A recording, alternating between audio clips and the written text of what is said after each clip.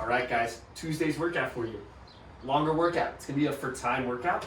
You guys are going to have 50 left arm dumbbell snatches, 50 left arm lunges. So those are going to be in the front rack position, 100 air squats, and then you're going to repeat on the right side. So 50 right arm dumbbell snatches, 50 right arm lunges.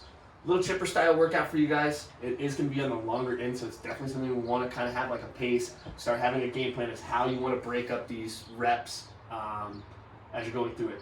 With the dumbbell snatches, I'm going to go through it as more of like the swing variation. So I'll have Manny set up facing me. We want to start with that dumbbell in between our feet, and I actually want that dumbbell a little bit further back. So I personally like to have the front end of the dumbbell kind of around my mid-foot. From here, I'm going to set up much like I would for a kettlebell swing. I'm going to push my hips back to get those hamstrings engaged.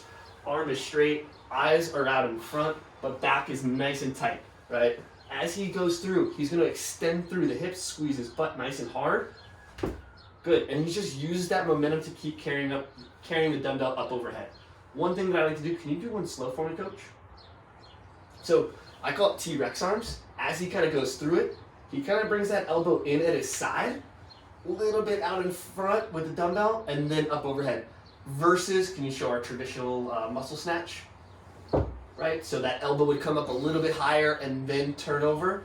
I find that the swing technique is a little bit easier to cycle, especially if I'm going to stay on one side. I reach, let that both ends of the dumbbell touch behind me, and then it's a lot of hips involved in that. Good, and relax for me, coach. After he finishes those left arm dumbbell snatches, he'll bring it to the front rack. So one end is on his shoulder, elbow out in front, eyes out in front.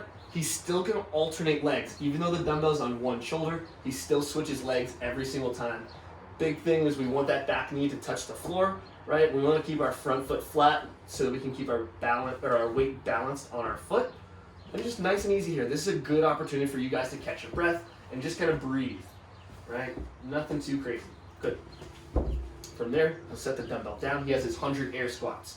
So we're looking for a little bit quicker cycle speed, right? Feet are balanced, hips slightly back, let those knees track over the toes, chest is up nice and tall.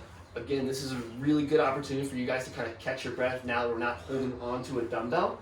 And you guys should just look to find a rhythm that allows you to keep moving through a good chunk of the reps. So I wouldn't recommend that you do 15 or 20 as fast as possible, and then you rest for 30 or 40 seconds, and then do another 15 or 20. Just kind of find one rhythm. Think about it as if you're going on like a nice run.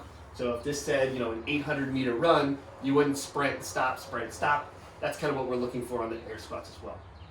Good. And then he'll do the same thing, 50 right arm dumbbell snatches, and then 50 front rack lunges on that right side. Again, he's going to alternate those legs. Good. And relax. All right? So if you guys have any questions, reach out to your individual coach if you need further modifications or any scaling advice.